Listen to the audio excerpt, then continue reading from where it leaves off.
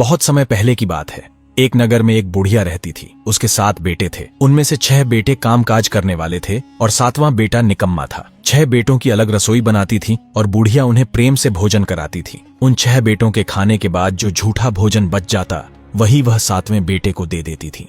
एक दिन 7वें बेटे ने अपनी पत्नी से कहा, देखो मेरी माँ मुझसे कितना प्रेम करती है। यह सुनकर पत्नी गुस्से में बोली, क्यों नहीं करेंगी? सबका जूठा जो तुम्हें खिलाती है। वह बोला, ऐसा नहीं हो सकता। जब तक मैं अपनी आंखों से न देख लूं तब तक नहीं मानूंगा। बहू हंसकर बोली, देख लोगे तब तो मानोगे। कुछ दिनों बाद घर में त्योहार आया। 7 प्रकार का भोजन बना और चूरमे के लड्डू भी बनाए गए। सच जानने के लिए 7वें बेटे ने सिर दर्द का बहाना किया और पतला वस्त्र सिर पर ओढ़कर रसोई में ही सो गया। वह कपड़े के भीतर से छिपकर सब कुछ देखने लगा। थोड़ी देर बाद 6 भाई भोजन करने आए।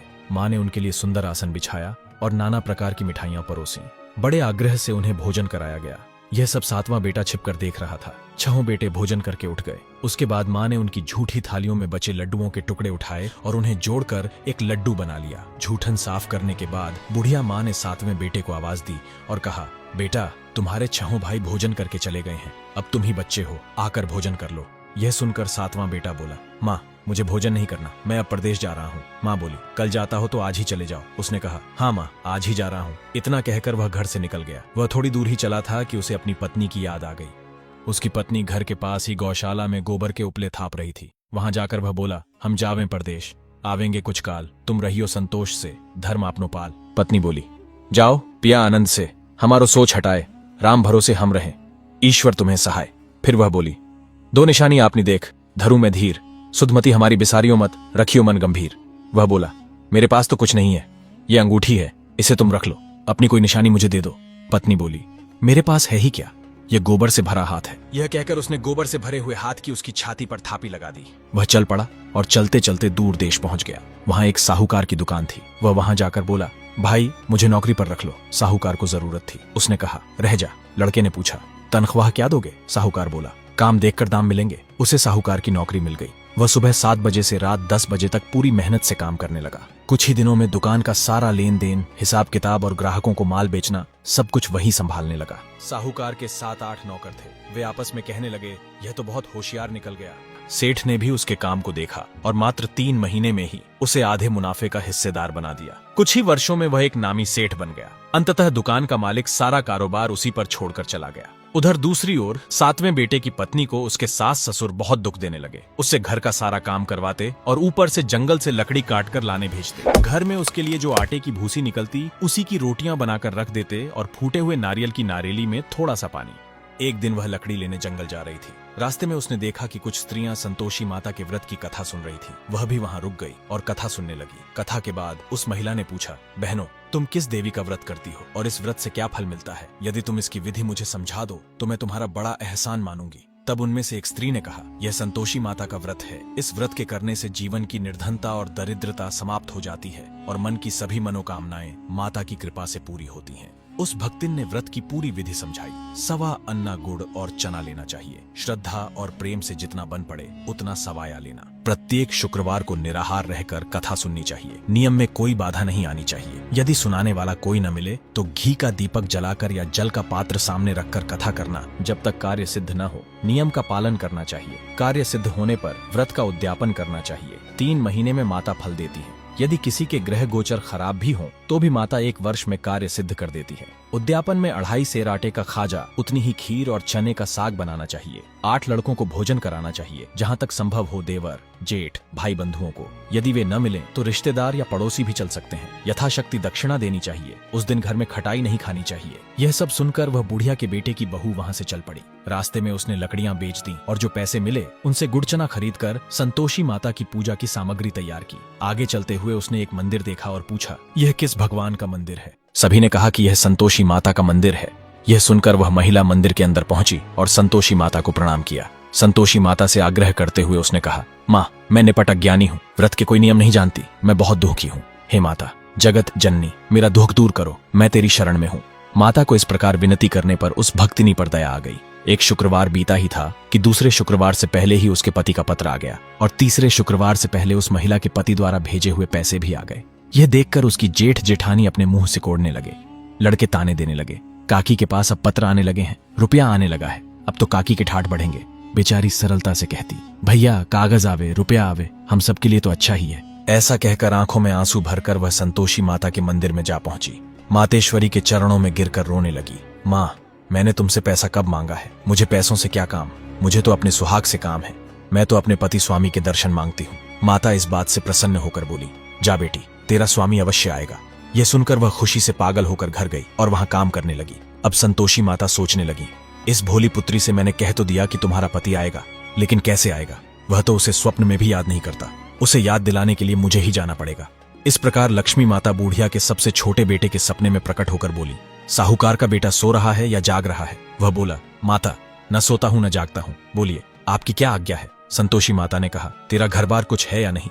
उसने कहा, मेरे पास सब कुछ है, माता पिता है, पत्नी है, मुझे किसी चीज की कमी नहीं है। तब माता ने उसे बताया, अरे बेटा, तेरी पत्नी घोर कष्ट उठा रही है, तेरे माता पिता उसे परेशान करते हैं, वह तेरे लिए तरस रही है, तुम जाकर उसकी सुध लो। माता की बात का जवाब देते हुए लड़के ने कहा, हाँ माता जी, यह तो मुझे मालूम है, लेकिन जाऊं तो जाऊं कैसे? प्रदेश की बात है, लेन देन का हिसाब है, मेरे पास जाने का कोई रास्ता नहीं है, मैं कैसे चला जाऊं? तब सरस्वती माता ने कहा, मेरी बात मान, सवेरे नहा धोकर संतोषी माता का नाम लेकर दंडवत कर और दुकान पर जाकर बैठ जा। देखते ही देखते सारा लेन देन चुक जाएगा, जमा किया हुआ माल भी बिक जाएगा, शाम होते होते धन का भारी ढेर लग जाएगा। अब उस बूढ़ी माता की बात मानकर वह नहा धोकर संतोषी माता को दंडवत कर घी का दीपक जलाकर दुकान के अंदर जा बैठा।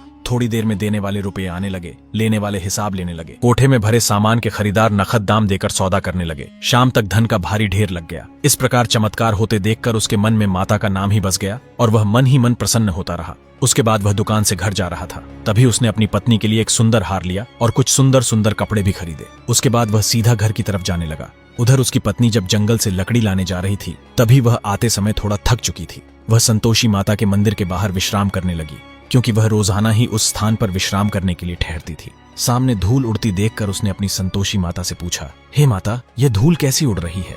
तभी माता ने कहा, तुम्हारा पति आ रहा है। अब तुम ऐसा काम करो, इन लकड़ियों के 3 हिस्से बना लो। एक हिस्सा नदी के किनारे रख दो, दूसरा मंदिर में छोड़ दो और तीसरा अपने सिर पर रख लो। तेरे पति को लकड़ियों का गट्ठर देखकर मोह पैदा होगा। उसके बाद वह यहाँ रुकेगा, नाश्ता पानी करके मुझसे मिलने आएगा। तब तुम लकड़ियों का बोझ उठाकर उसके सामने से जाना। फिर घर जाकर चौक में गट्ठर डालकर जोर से आवाज लगाना, लो सासू जी, लकड़ियों का गट्ठर लो, भूसी की रोटी दो, नारियल के खेपड़े में पानी दो, आज मेहमान कौन आया है। माता जी की बात सुनकर वह प्रसन्न मन से लकड़ियों के 3 गट्ठर बनाती है। एक गट्ठर नदी के किनारे और एक गट्ठर माता जी के मंदिर में रख देती है। इतने में वह मुसाफिर भटकता हुआ नदी के किनारे जा पहुंचा और वहां पर सूखी लकड़ियां पड़ी देखकर उसके मन में आया कि मैं यहीं पर विश्राम करूं और खाना बनाकर खाऊं। फिर थोड़ी देर आराम करने के बाद मैं आगे की ओर प्रस्थान करूंगा। नदी के किनारे भोजन बनाने लगा और भोजन करके वह आगे की ओर चल पड़ा। आगे चलते चलते उसे सामने एक मंदिर दिखाई दिया जो संतोषी माता का था। उस मंदिर को देखकर वह मुसाफिर उस मंदिर के अंदर चला गया। मंदिर के अंदर संतोषी माता को प्रणाम करके वह अपने गांव की तरफ निकल पड़ा। वह अपने घर पहुंच गया। तभी उसकी पत्नी अपने सिर पर लकड़ी का गट्ठन लिए हुए वह भी घर की ओर आ रही थी। घर पहुंचकर वह लकड़ी के गट्ठन को घर के आंगन में फेंक कर जोर से आवाज लगाती है और कहती है कि लो सासू जी, लकड़ियों का गट्ठन और मुझे भूसी की रोटी दे दो, और आज मेहमान कौन आया है। ये सुनकर सास अपने दिए हुए कष्टों को याद करने लगती है और कहती है, बहू, तुम ऐसा क्या बोल रही हो? तुम्हारा मालिक ही तो आया है। मेरे पास आकर बैठ, मीठा भात खा, भोजन कर और सुंदर सुंदर कपड़े पहन। उसकी आवाज सुनकर उसका पति बाहर आता है। अपनी पत्नी के हाथ में अंगूठी पहनी हुई थी, जिसे देखकर वह अपनी पत्नी को पहचान लेता है और व्याकुल होकर अपनी माँ से पूछता, हे माँ, ये तो मेरी पत्नी ही है। तब माँ कहती है, हाँ बेटे, ये तुम्हारी पत्नी ही है, लेकिन जब से तुम गए हो तब से ये पूरे गांव में भटकती रहती है, घर का कोई काम नहीं करती और दिन में 4 बार आकर खाना खा जाती है। ये सुनकर बेटे ने कहा, ठीक है माँ, मैंने इससे भी देख लिया और आपको भी। अब आप मुझे हमारे दूसरे घर के ताले की चाबी दे दो, अब मैं उसी में रहूंगा। तब माँ ने कहा, ठीक है, जैसी तुम्हारी इच्छा, और अपने बेटे को दूसरे घर के 3री मंजिल कमरे की चाबी दे दी। उसके बाद बेटा और उसकी पत्नी उस कमरे में सारा सामान रख लेते हैं और एक ही दिन में वह कमरा राजा के महल जैसा ठाठ बन जाता है। और फिर क्या था, बहू सुख भोगने लगी। इतने में एक शुक्रवार फिर आया। पत्नी ने अपने पति से कहा, मुझे संतोषी माता का व्रत करना है। तब पति ने कहा, इसमें पूछने वाली क्या बात है, तुम कर लो। इसके बाद पत्नी व्रत की तैयारी करने लगी। उसने जेठानी के लड़कों को भोजन करने के लिए आमंत्रण भी दे दिया और उसके लड़के भी आने के लिए तैयार हो गए। उसके बाद महिला अपने घर आ गई। तभी पीछे से जेठानी ने अपने लड़कों से कहा, देखो, भोजन करते समय तुम खटाई मांगना, जिससे उसका व्रत पूरा ना हो पाए। उसके बाद लड़के भोजन करने चले गए और वहां जाकर उन्होंने खीर पूरी पेट भर कर खाई और फिर उन्होंने खटाई मांगी। तब छोटे बेटे की बहू ने कहा, खटाई किसी को भी नहीं दी जाएगी, ये भोजन संतोषी माता का प्रसाद है। इतने में वे लड़के गुस्से में खड़े हो गए और कहने लगे, तो हमें पैसे ला कर दो। भोली भाली बहू कुछ जानती नहीं थी, इसलिए उसने उन लड़कों को पैसे दे दिए। लड़के तुरंत घर से बाहर जाकर उन्हीं पैसों से इमली की खटाई खाने लगे। खटाई खाते ही उस महिला का व्रत खंडित हो गया और उस पर संतोषी माता का प्रकोप हो गया। अगले दिन राजा के दूत उसके पति को पकड़ कर ले गए। लूट लूट कर धन इकट्ठा करके लाया है, अब सब कुछ मालूम पड़ जाएगा जब जेल की मार खाएगा। बहू से यह सब सहन नहीं हुआ। तब बहू ने संतोषी माता से माफी मांगी और रोती रोती संतोषी माता के मंदिर पहुंची। मंदिर के अंदर जाकर वह संतोषी माता के चरणों में गिरकर फूट फूट कर रोने लगी और कहने लगी, माता आपने ऐसा क्यों किया? पहले हंसाया और अब भक्तों को रुला रही हो। यह सुनकर संतोषी माता की मूर्ति बोलने लगी और कहने लगी, बेटी तुमने मेरा व्रत रखा और फिर उसे खंडित कर दिया। यह सुनकर महिला समझ गई कि मेरी जेठानी के लड़कों ने मेरे दिए हुए पैसों से खटाई खाई, जिस कारण मेरा व्रत खंडित हो गया। यह जानकर महिला ने संतोषी माता से कहा, मुझसे बहुत बड़ा अपराध हो गया, इसके लिए मैं आपसे क्षमा मांगती हूँ। मुझसे अनजाने में जो अपराध हुआ उसे आप क्षमा करें और मुझे बताएं कि मेरा पति कब वापस घर आएगा। तब माता ने कहा, जा पुत्री, तुम्हें तुम्हारा पति रास्ते में आता हुआ मिलेगा। यह सुनकर महिला ने हाथ जोड़कर प्रणाम किया और मंदिर से घर की तरफ चल पड़ी। वह अभी कुछ ही दूर चली थी कि सामने से उसे उसका पति आता हुआ दिखा। पत्नी ने अपने पति से पूछा, आप कहाँ गए थे? पति ने कहा, प्रदेश से जितना धन कमाया था उसका कर राजा ने मांगा था, मैं वहीं कर भरने गया था। पत्नी हंसकर बोली, यह तो भला हुआ, अब चलो घर की ओर चलें। फिर दोनों चल पड़े। कुछ दिन बाद फिर से शुक्रवार आया। पत्नी ने अपने पति से कहा कि मुझे माता का व्रत दोबारा करना है। पति ने कहा, कर लो। उसके बाद पत्नी अपनी जेठानी के घर जाकर उसके पुत्रों को भोजन के लिए आमंत्रित कराई। जेठानी ने अपने पुत्रों को समझा दिया कि उन्हें वहां जाकर खटाई मंगवानी है और उसका व्रत खंडित करना है। यह समझाकर जेठानी ने अपने पुत्रों को भोजन के लिए भेज दिया। लड़कों ने अपनी मां के कहे अनुसार वहां जाकर भोजन करने से पहले ही कह दिया, हमें खीर अच्छी नहीं लगती, हमें कुछ खटाई ला कर दो। छोटे बेटे की बहू ने कहा, भोजन खाना है तो खाओ, मैं किसी को खटाई नहीं देने वाली। इतना सुनते ही वह लड़के वहां से चले गए। तब छोटे बेटे की बहू अपने गांव के एक ब्राह्मण के घर गई और उसके पुत्र को भोजन करने के लिए बुलाया। ब्राह्मण के लड़के ने भोजन किया। उसके बाद छोटे बेटे की बहू ने उसे दक्षिणा के रूप में एक फल दिया, जिससे उसका शुक्रवार व्रत पूर्ण हो गया और संतोषी माता प्रसन्न हो गई। इसके बाद पति पत्नी पर माता संतोषी की कृपा हुई और नए मास में चंद्रमा के समान पुत्र की प्राप्ति हुई। पुत्र को पाकर पति पत्नी बहुत प्रसन्न हुए और रोजाना संतोषी माता के मंदिर जाने लगे। फिर एक दिन संतोषी माता ने सोचा, यह रोजाना मेरे मंदिर आते हैं, क्यों न मैं आज इनके घर चलूं। यह सोचकर माता ने एक भयानक रूप बनाया। गुड़चने से सना मुख, ऊपर मुंड के समान होंठ, उस पर मक्खियां भिन भिना रही थीं। बुढ़िया के छोटे बेटे की बहू के घर जैसे ही माता ने कदम रखा, बुढ़िया जोर से चिल्लाई, देखो देखो, कोई चुड़ैल डायन मेरे घर की तरफ चली आ रही है, इसे जल्दी भगाओ, नहीं तो ये सभी को खा जाएगी। तभी बुढ़िया के बड़े बेटे माता को भगाने लगे। छोटे बेटे की बहू ने घर के बाहर आए शोर को सुना और रोशनदान से झांक कर देखा। उसके बाद वह जोर से चिल्ला पड़ी और बोली, आज मेरे घर संतोषी माता आई है। ये कहते हुए उसने अपने दूध पीते बच्चे को जमीन पर रख दिया और संतोषी माता की तरफ दौड़ चली गई। ये देख सास गुस्से में आ गई और बोली, देखो कितनी उतावली हो गई है, अब इसे यह भी होश नहीं रहा कि अपने दूध पीते बच्चे को जमीन पर गिरा दिया है। इतना बोलते ही माता का चमत्कार हुआ और चारों तरफ बच्चे ही बच्चे दिखाई देने लगे। सास बड़ी घबरा गई और बोली, बहू यह कौन जादूगरनी है? बहू ने बताया, यह कोई जादूगरनी नहीं है, ये तो मेरी संतोषी माता है जिनका मैं व्रत करती हूँ। यह सुनकर सास और उसके बेटे बहू ने संतोषी माता के चरण पकड़ लिए और विनती करके कहने लगे कि हे माता, हम मूर्ख हैं, अज्ञानी हैं, हमें आपके व्रत की विधि ज्ञात नहीं है। व्रत भंग करके हमने बहुत बड़ा अपराध किया है। इस प्रकार माफी मांगने से संतोषी माता उन्हें माफ कर देती है और ऐसी भक्ति देखकर उन पर प्रसन्न हो जाती है। उसके बाद वह बुढ़िया और छोटे बेटे की बहू एक साथ ही रहने लगती है। बुढ़िया उस छोटे बेटे की बहू से बहुत ज्यादा प्रेम करने लगती है और छोटे बेटे की बहू भी अपनी सास के पैर दबाती तथा उनकी खूब सेवा करती है। तो दोस्तों, आपको यह कहानी कैसी लगी कमेंट में जरूर बताएं और ऐसी ही कहानियां जानने के लिए कमेंट में जय संतोषी माता जरूर लिखें।